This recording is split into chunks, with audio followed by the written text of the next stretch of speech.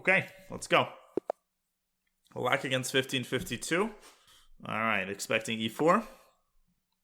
And we get it. Well, Madagascar. Knight f3, knight c6. And we are facing a Scotch, well, either a Scotch or a Scotch gambit. Depends on what white does here. Yeah, it's a traditional Scotch. Now, 4-knight Scotch, you will remember, is knight c3, knight f6. That's what we play with white. With the inclusion of these two moves, it's a 4-knight Scotch. Now, there are many systems which I can recommend against the Scotch. But the two main ones are knight f6 in this position, and the move that I recommend to most players in the 1500 rating range is bishop c5. I think this is very practical. It's relatively easy to learn, and there isn't, a vast amount of theory after bishop c5. In fact, white has three moves. Yeah, bishop b3, knight can drop back to b3, that's the most rare, and then knight takes c6. Okay, here it's very important to avoid a blunder. A lot of people here blunder just by developing the knight. Notice that the bishops are x-raying each other, so white's going to take on c6 and then take on c5, and it's going to be a free bishop. So black has two main moves here. You can either drop the bishop back to b6 and obviously anchor it with the pawns. Or you can develop your queen to f6. This is what we're going to do. This is the other main move. And of course, this avoids losing a piece because if knight takes c6, then we can take on e3 and our queen's not going to be hanging. So c3 is the main line. Our opponent is following the main line. Now, the drawback of queen f6, of course, is that it takes away the f6 square from the knight, but that's not an issue. And we've been discussing this continuously. Why is that not an issue? Where can we go? Yeah, XQC taking notes. Where can we go with that knight? Well, we can go knight e7. Yeah, knight g7 is an entirely viable developing move. In fact, I like it because it connects the knights. Now, couple of things to notice. First of all, we shouldn't be afraid of this standoff. Largely because if white ever takes on c6, or moves the knight anywhere, we can take white's bishop on e3. That threatens checkmate on f2 and forces white to recapture, and then we can either recapture the knight, or if white's knight, for example, has gone to b5, we can take on e3, and then we can take a tempo to defend c7. Now, this is a mistake, actually. Knight takes c6 is a mistake. Play bishop takes c3. We're threatening mate. So f takes c3 is forced, and that has completely ruined white's pawn structure. Completely ruined white's pawn structure. Yeah, doubles pawns, but it's not just any doubled pawns, right? Because quite possibly we can play d takes c6 and double our own pawns, but it's not so much the doubled pawns as the fact of where they're doubled. They're doubled on the e-file where they're the most accessible. They're the easiest to target. And in addition, if you think about it, after f takes c3, the possibility of queen h4 check, which itself is a fork. Once we recapture the knight, queen h4 will be a threat, just to add to everything here. I think our opponent is regretting it. What should we recapture with? In fact, the funny thing is we can make a case for all three pieces. There's actually 4 pieces we could recapture with. I don't like queen takes c6. That doesn't make sense. Now, we can play knight takes c6 to preserve the health of our pawn structure. But I also could see us making a case for dc, because that opens up the bishop more rapidly, and d takes c6 is the move I actually want to play.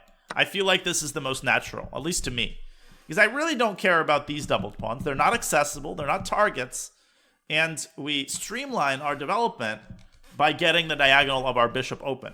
And because white's king is in the center, intuitively I feel like it's very important for us to develop as quickly as possible. Maybe we'll get a chance to somehow win this game before white even gets a chance to castle. Does that make sense? So we are sacrificing a little bit of pawn structure health for the sake of quicker development. Probably against another GM, I would play knight takes c6, right, and then d6. But for the sake of this game, I feel like we can have a little bit more fun. Okay, knight d2. Yeah, I'll talk about queen h4 first after the game. It doesn't work tactically. Well, now queen h4 doesn't make sense because of g3, and knight d2 is correct. It defends the e4 pawn. So there's nothing special we should do. We can castle short. We can play bishop e6. But castling is probably the most flexible developing move because it's a move we know we have to play anyway.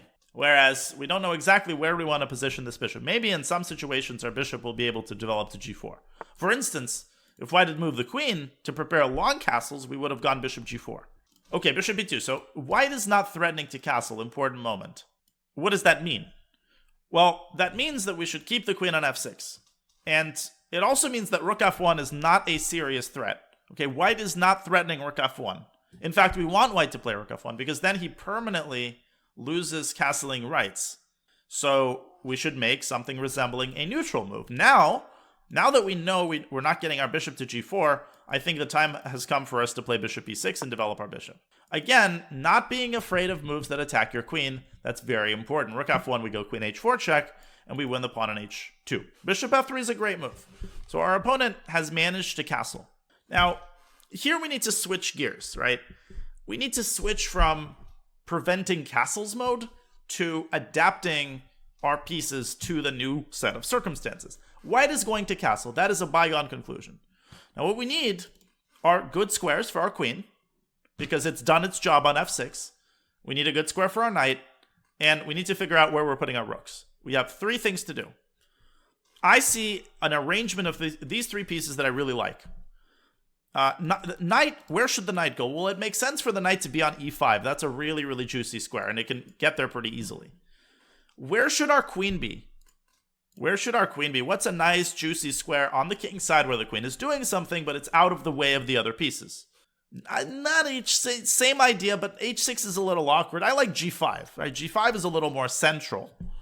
Let's go queen g5 first, because it attacks the pawn on e3 and it delays castling by another move. Then we get our knight to e5. And how should our rooks be arranged? How should we arrange our rooks? Simplest question of all of the piece arrangements. This is very natural. Rooks on d8 and e8. Yeah, rooks should go. But which rook is the more important rook to start with, right? Let's start with, well, of course we start with the knight. Knight g6. But once we get the knight to e5, which we just did, we should start with the rook a d8 because we get the more bang for our buck. Rook f e8 is like installing, I don't know. It's like, you bought a house or whatever, you renting an apartment, you have no furniture. Do you install the TV first, or do you get a bed? Well, it's more important to sleep than to watch TV, although if you saw how I lived, you'd probably think the opposite. But rook a d8 is the more important part. Rook f e8 we'll play if we have time for it and if we have the need. Wrong. Yeah, see, that was a bad example because it's actually more important to have the TV. Yeah, the computer goes first. Open file, yeah. And again, this is a situation, what do I always tell you guys? When you have a situation with only one open file, it is crucial that you are the one occupying it, or at least that you're contesting it. Other things to notice. Alignment of the queen and the rook. I'm already noting that down. In case white plays knight b3, which is not impossible, maybe our opponent will get the bright idea to improve the position of his knight, we will immediately have bishop c4 pinning the queen and the rook. Right? These are things that I note before they happen, right? I'm already aware of them, which greatly increases my tactical vision. b3, okay, that's obviously not a scary move. It doesn't accomplish much. Now bishop c4 is not possible, but that's fine. Let's get a rook to d8, and notice how we devised proper piece arrangement, and then we just put all our pieces where we wanted them to. Not rocket science. Rook 81. Now, in playing the move b3, what I do notice is that c3 is now quite weak. So we have a really, really nice move. I think it's quite natural, and I believe that we already win material. What am I talking about? Using our knight on e5 as an anchor. Of course, rook d3. Brilliant. I mean, look at this positional domination. And every one of white's pieces is terrible. Now, knight c4, by the way, is an interesting attempt here to diffuse the tension, but it doesn't work. Who can tell me what the most precise response to knight c4 is? Because, of course, rook takes c3 is possible. But what is the most dominant answer to that? No, not rook takes c3. The knight is on c. If knight c4. Yeah, we want to play bishop takes c4. We want to take that knight with our bishop, but not with our knight. Our knight wants to remain on e5. So visualize. Knight c4, bishop takes c4. And if rook takes d3, we can play bishop takes d3. And we win everything. And if b takes c4, then we can very calmly take on c3 or on e3 and start mopping up all of the pawns. So white literally is just totally caged in. Totally caged in. We can start taking pawns. Right? Nothing wrong with taking some material when you've established positional domination. Everything we did so far should make perfect sense. I mean, it's been pretty darn straightforward. There we go. Knight c4. How do I decide that the bishop takes? Well, honestly, taking with the knight here just blunders the exchange. And I want to avoid... Actually, well, I want to avoid taking on d1 if I can.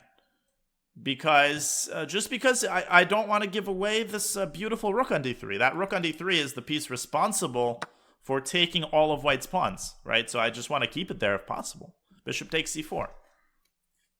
Now there's multiple approaches after b takes c4. We can, I think, take either pawn with either piece. We can play queen takes c3 and get a queen trade. That makes sense. We can play rook takes c3. Or we can play rook takes c3. I think it really doesn't matter which pawn to take. My inclination is toward rook takes c3. My inclination is to take on c3. We don't need to play rook after e8, right? We don't need to, at some point, you have to decide when that moment is. It's time to convert your positional advantage into a material advantage. There's no need to make any further improvements. The time has come for us to start taking pawns. Another important thing, look at this knight on e5 and what it does. Not only is it just sitting on white's position, it's also preventing rook d7 shenanigans. So we don't have to worry about white having control of the d-file. Not anymore. There are more important things now. In particular, us taking all of white's pawns is more important. All right? We use the d-file as a jumping off point. Now we're just taking all of white's pawns. This is completely resignable. The one thing we didn't have time to do here, which I would have loved to do, is to create Luft. And if you want to create Luft in the nicest way, I would not even play h6. I would play g6. And then perhaps h5. I'm sure you've seen this kind of arrangement of pawns. g6, f7, h5.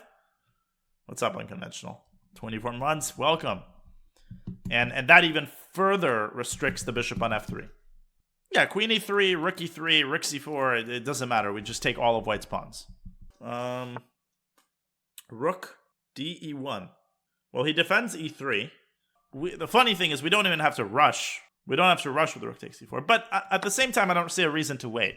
Let's just take another pawn. And then we can continue beautifying our kingside. g6, h5. Bring the other rook to d8. Whatever we want to do. This is completely winning. Another thing to look out for is forks, right? Very often in such positions, you'll see a move like queen b2 or queen f2, and we should at least be aware that the knight can jump into d3 with potentially a fork. Okay, so now if we want to really display the extent of our domination, if we really want to just sink our teeth into white's position, what's up? Thank you, Unconventional. What should we do? If we really want to just tighten the screws completely, right? h3 is another weakening move. What does it weaken? Well, it weakens the g3 square. Let's sink our queen onto that square. We keep putting off the making of Luft, but there keeps being something more juicy that we can do. Bishop g4. Okay. Okay, so this is the perfect moment, I think, to play g6. This is the perfect moment to play g6, because maybe white wants to play rook f5 here. And at least white has an inkling of activity. We don't even need to take on e4. Now remember, I talked about the concept of diminishing returns when it comes to material.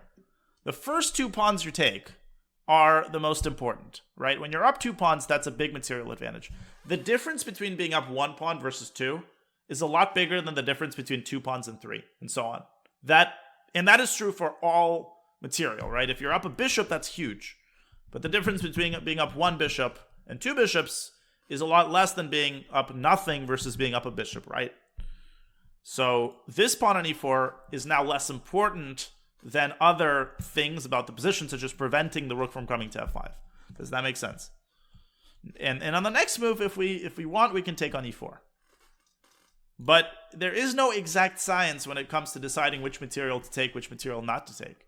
Right? Don't look for an algorithm like this is exactly how I know whether to take another pawn. It's a judgment call. It's a feeling, right? I feel like rook takes e4 is maybe not the best that we can do. And it doesn't matter. Of course, it's also winning completely. There's no question about it. Everything is winning here. Yeah, well, it's not that it makes the pawn less valuable. It makes the pawn more takeable, right? What this pawn being so bad tells me is that we can take it essentially when we want to. Now, what did I tell you guys about forks? I told you to keep a very, very, very close eye out for potential tactical ideas. And if you have your eyes open, and you should see that rook f4 creates a type 2 undefended piece on e1. So there's a queen on e2 that's defending it. There's a queen that's aiming at it. And combining the concept of a fork with the notion of deflection yields knight d3. Simple, right? Queen d3, queen e1, and otherwise we take one of the rooks.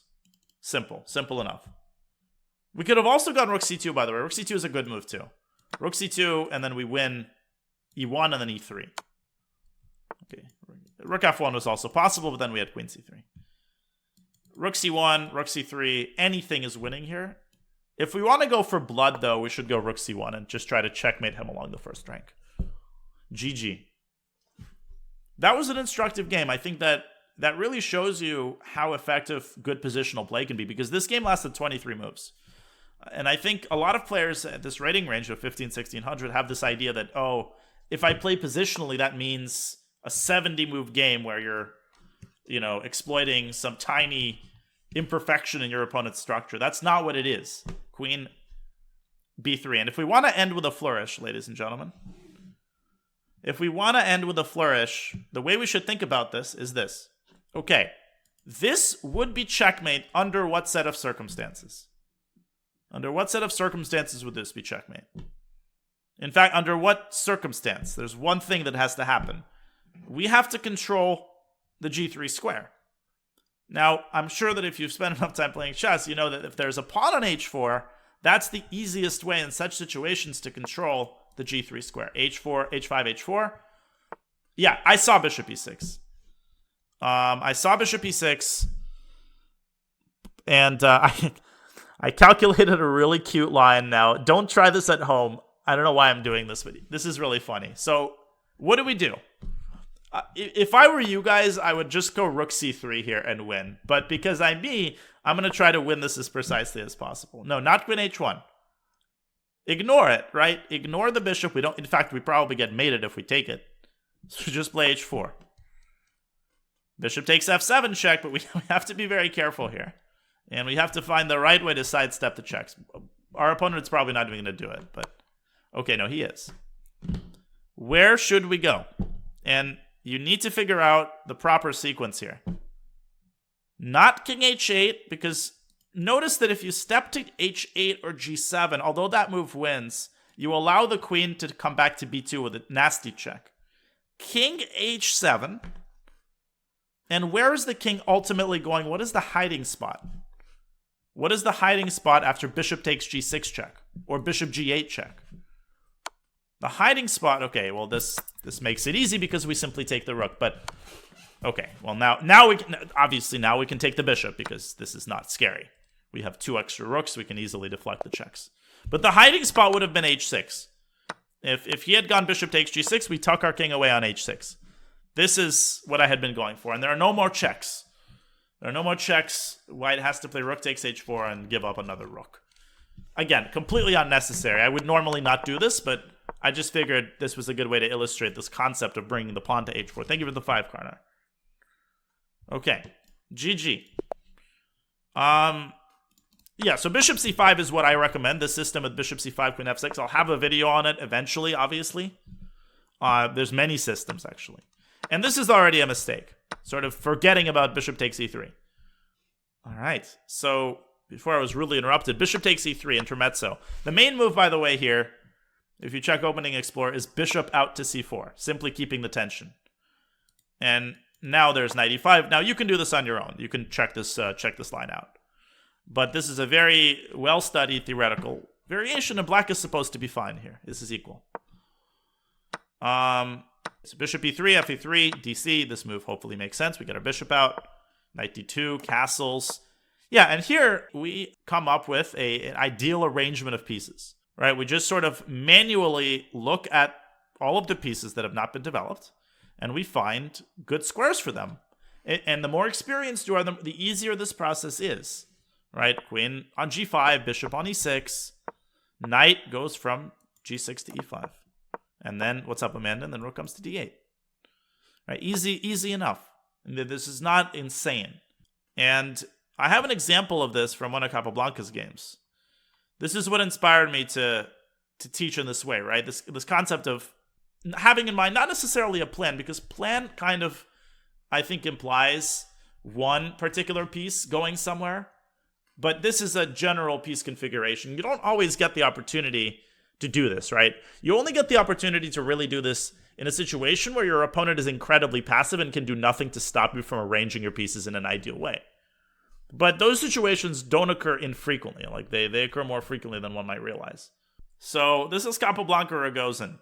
And this is a good example of devising and then following through on a piece configuration. So basically, this is a position in which white is obviously playing for a win. Capablanca has an extra pawn. It's the extra 8 pawn. So let's reverse engineer the winning plan. Now, how is white going to win this game ultimately? Well, probably by pushing the 8 pawn. That's a pretty damn safe bet. White's going to push that 8 pawn at some point. Well, what's stopping us from pushing that pawn right now? Well, it's the fact that black has a rook on a7 that's stopping the pawn from moving. So Capablanca says, I need to somehow use all of the pieces at my disposal. I need to arrange them in such a way that will ultimately allow me to get my king all the way to the queen side and help this pawn advance. So first he says, where should this knight go? That's the first question. This knight on f3, does it have a nice central square that it can go to? It does, right? It does. It has d4. Nice solid square. Rook b7. Okay, next. This pawn on b2. Does it have a good square? Thank you, Hafen b8. It does. b4. How about the king? What is the fastest and most efficient way of involving the king? How do we do that? What do we do here? We go, not king f1. That's not the most efficient. We go f4. So we grab, we go f4. We grab some space. We control the e5 square. That's great. And we involve the king via f2. And last part of the puzzle. Where should the rook go? How should the rook... Now, you need to defend the a3 pawn, but you can't... You need to make sure that white's rook is still active while it's doing it. So a lot of you would make the mistake of going rook a1 here. This is a very instructive mistake. Don't do that. Why? Don't rooks belong behind passed pawns, I hear you say. Well, this is an exception to the rule. The reason is that you're going to have a very, very hard time pushing the a pawn because black has a bishop controlling a4. So you need to be a lot more patient than that. In the meantime, your rook is now going to be permanently tied down to the a3 pawn. Do you see what I'm saying? It doesn't have any mobility. It won't be able to do anything else. You can't afford to do that because it's an endgame, and you need to make sure your pieces are playing to their full potential. Therefore, you defend it from c3. And what this allows you now to do, and look, rook d3, there we go. There's the rook multitasking.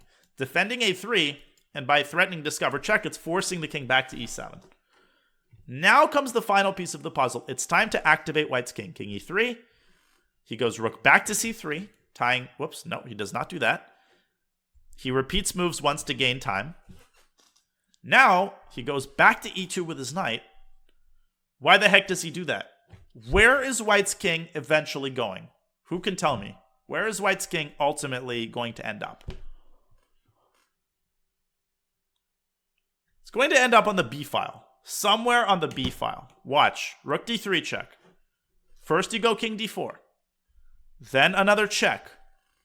Now using tactics to re-involve the knight. Knight c3. Look at this. Rook takes a3, knight e4 check is a discovery. Beautiful conversion. f5 by Rogozin, trying to control this square. And now using tactics once again to make progress. Who can tell me what Capablanca did here? This is the decisive idea. This is the decisive idea that Capablanca applies here. Remember that rook takes a3 is not a threat, folks, because of knight e4 check. Nothing happened to this move. What can we do? We play b5. Very good. Rook takes a3, knight e4 check wins the exchange. And after rook a8, we go king c4. He could have gone a4 first. It doesn't matter. King c4, king b4. Finally, he accomplishes what he set out to do. The king has made its way to the queen side, which means that you can simply push the a pawn all the way to a6 and win the game easily. Out of desperation, Rogozin goes c5 check, and after en passant, the game is basically over. White is now 2 pawns up. You can't take because you drop the bishop, and the rest is pretty easy. Bishop g8, knight b5 check, and Capablanca's rook infiltrates to d6 with decisive effect. Look at these pawns and how weak they're going to be. The game ends pretty quickly. He just ends up hunting down some of white's black's kingside pawns.